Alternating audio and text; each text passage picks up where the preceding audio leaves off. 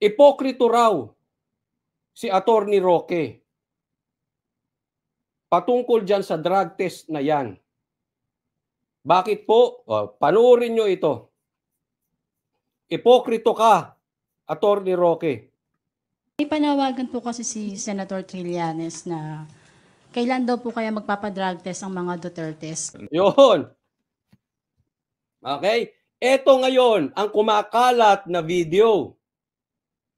Sinasabi ng mga Tanso vloggers, sinasabi ng mga Ensimada vloggers, etong video na ito, ikaw PRRD, bakit hindi ka magpa-drug test? Ang hinahamon mo si BBM, ba't ikaw hindi ka nagpa-drug test?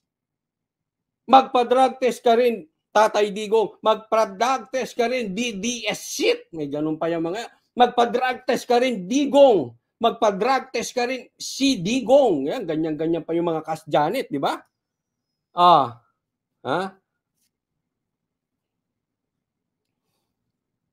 Ganyan yan. Ito yung pinapakalat ng mga tanso na walang utak at karamihan dyan sa mga yan. Baby, bubulong ako sa inyo. Bubulong ko lang, ha? Mga viral vlogger yan. Mga viral vlogger. Huwag nyo sabihin sa mga bashers, ha, para lang to dun sa mga members at sa mga subscribers. Mga viral vloggers yan. Kung saan may viral. FLM, Tito Vic and Joey, yung mga ganyan. Diwata. Basta kung saan ang viral, nandiyan dyan yung mga yan. Di ba? Yan ang pinapakalat nila. Samantalang si Marcos, tahimik. Tapos ang vlogger ka na, para nung election lang, di ba?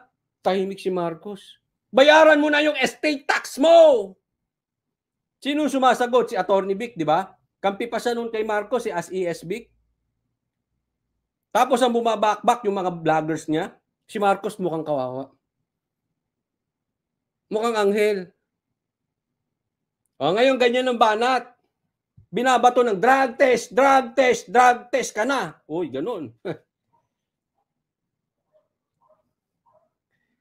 Ngayon, tahimik na naman. Anong ginagawa nila? Vloggers na naman nagkukuda. Ito yung kinukuda nila, ha? Kaya nga sabi ko sa inyo, pakinggan nyo mabuti. May panawagan po kasi si Senator Trillanes na kailan daw po kaya magpapadrug test ang mga Dutertes. Hindi ko po alam kung anong dapat na response dyan kay Senator Trillanes, no? Dahil marami naman talaga siyang sinasabi na hindi ko na nga lang pinapansin o hindi na pinapansin ng palasyo, no? Pero ngayon po, hindi ko po alam kung anong sasabihin sa kanya other than ang presidente po ay halal ng bayan. Kung gusto pong magpa-drug test si presidente, gagawin niya, pero hindi po para utusan siya ng kahit sino. Ayun! Gago! Hindi si Roque, ha? Hindi si Trillanes, Yung mga vloggers, yung mga bubulong ko lang, huwag niyo sisigaw. Yung mga viral vloggers, kung saan may views ng tutuon sila.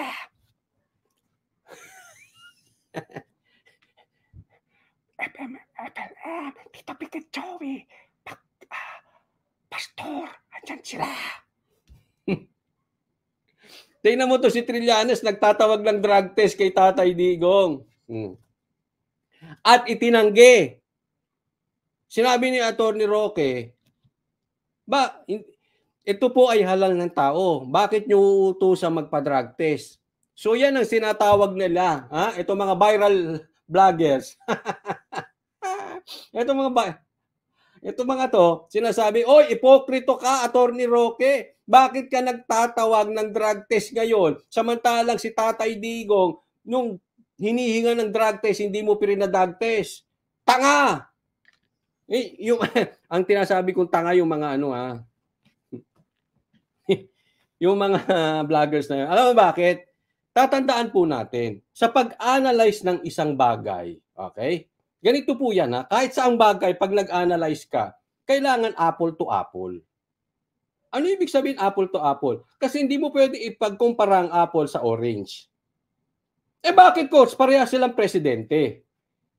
Kailangan na di-differentiate mo. Una, nasa PDEA list ba si Tatay Digong as gumagamit? Pakisagot. Pakisagot sa mga vloggers na yan. Bakit yung ipagda-drug test? Eh wala naman. That is pure harassment. Halimbawa, ako, kahit saan tayo makarating, hamunin mo ako ng drug test, okay lang sa akin. Bakit? Ni once hindi ako nag-take ng droga. Pero kung hahamunin mo ako ng drug test basta-basta at magpa-drug test ako para lang i-harass mo ko, gago ka. Hindi ako papayag. Ganyan po yung ginawa kay Tatay Digong. Pero halimbawa, nasa PDEA list ako. Ayun, may rason. That is not harassment. That is a valid 100% reason. Okay? Una, nasa drug list ba si Tatay Digong? Pangalawa, nasa PDEA ba siya? Drug list na dapat re-raidin at inarang lang ng isang mataas na tao kaya hindi na raid? Pangatlo, inimbestigahan ba siya ng Senado na siya ay gumagamit? Eh siya nga ang galit sa droga.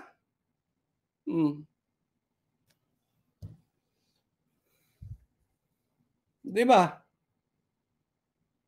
Pang-apat, ito matindi, pang-apat. Naghamon na nga si Tatay Digong, di ba? Magpa-drug test ka, BBM, sabay tayo sa Luneta. Oh, ano ba ang gusto ninyo? Ay di magpapadrug test nga si Tatay Digong. Hamon yun, dalawa tayo sa Luneta. Ba maganda yun. Ba't di nyo gawin sa May 7? Baka mamaya, ang balita sa May 7, nakapag-drug test na galing St. Luke's. Negative. Wag ganon, wag ganon. Ngayon na-differentiate nyo na. Kasi yung ginagawa ni Trillanes before sa Duterte is pure harassment. Wala naman Mali. Duterte pa nga ang naglilinis ng droga tapos sila pang gaganyanin nyo. Si Tatay Digong sinabi niya nakita niya. Tatay Digong nung sinabi niyang nakita niya nasa listahan si Marcos ay presidente po siya. Former president. So that is valid. Malaki, hindi naman po kung sino-sinong vlogger lang nagsabi nun. Hindi naman yung mga pinabili mo lang sa kanto tapos sinabihan na niya si BBM ng bangag. Hindi po. None other than the former president, PRRD, ang nagsabi. Tapos kinonfirm pa ng PDEA document. At higit sa lahat, yung gumawa ng document, yung pumirma ng document, lumutang. You connect the dots. That is a very good reason para ang taong bayan ay manawagan ng drug test. Di ba? Naintindihan nyo na ang layo ng difference? Tanga kasi kayo Balik na kayo nung kay Diwata. Pambihira. Kain na lang kayo ng pares. Yung utak nyo kamote ba? Yung pares baron, baka tsaka kamote. Parang kamote na yung utak ninyo. Ito nga ang tanong. Ayoko nang humusga ayoko nang sabihin. Kasi kung totoo yung document, tinanong ko yan kay Bato kagab sa SMNI, di ba? Tinanong ko yan. Senator Bato, sinabi mo, narinig ko twice, inadmit mo na naniniwala ka yung document na yan ay totoo. I therefore conclude, kung sa tingin mo totoo yan, ibig sabihin naniniwala ka na re-raiden din si Marcos at si Maricel during kanilang PAT session. Tinanong ko yan kasi naniniwala si Senator Bato di ba? Ito nga ang tanong. Anong connect? Tatandaan mo natin. Laging may connect yan. Okay? Ako, meron akong haka-haka pero ayoko sabihin kasi wala naman tayong ebidensya. Kayo na lang ang magtanong. Anong koneksyon ni Marcos at ni Maricel? Kung totoo yung document, na sinasabi ni Senator Bato ay totoo nga, at kung totoo nga sila ay gumagamit, totoo man or hindi sila gumagamit, anong connect ni Marcos kay Maricel? Yan.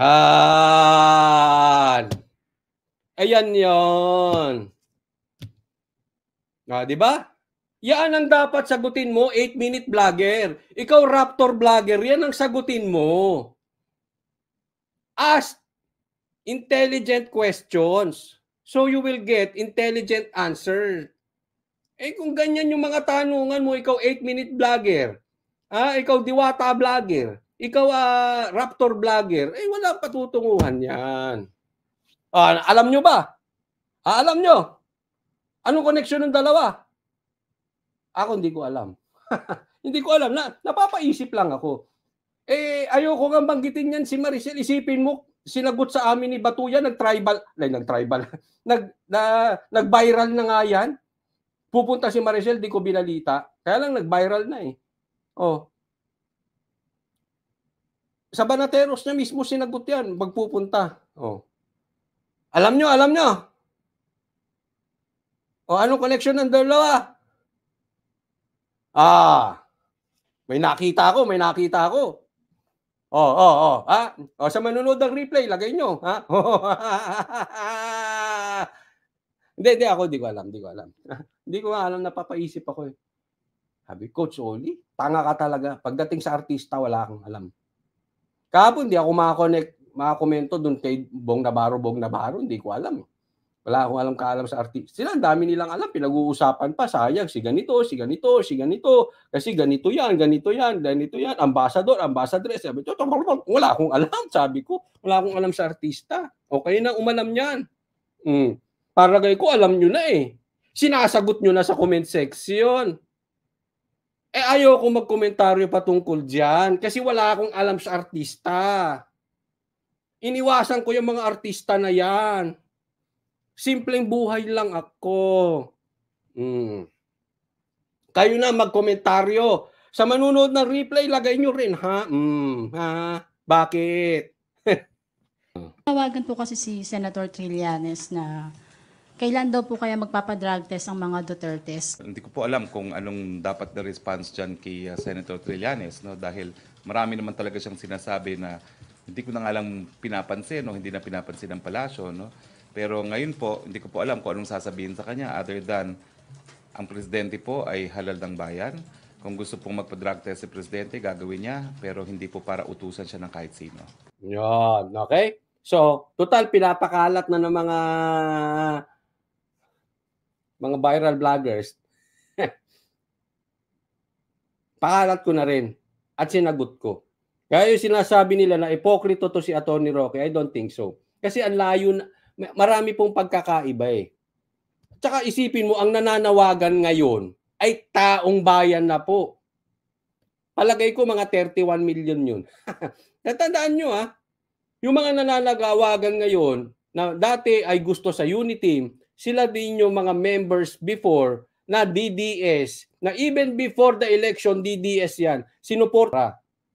Yung mga yan, sila ang nananawagan ngayon. So they are, or we are maybe millions. Yung nananawagan nun sa Duterte, yung asong ulul. Meron bang nananawagan nun? O si Trillanes lang? Bukod kay Trillanes, meron bang nanawagan?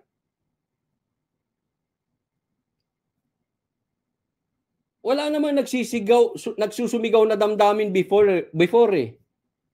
Nang hinihiling to kay Duterte. May nagsusumigaw na aso. Pero yung nagsusumigaw na puso ng mga Pilipino, wala. Siya lang yun. Siguro yung kakaunti nilang kasamang dilawan kasi ginawang tae ni Duterte. Sorry, so kumakain ha. Sorry. So ano? Pag mag-a-analyze kayo, galing-galingan nyo ha. Kakakain nyo yan ng pares. Pwe! Kain kayo ng pares kasi. Diyan na kayo, wag na kayong ano dito ha.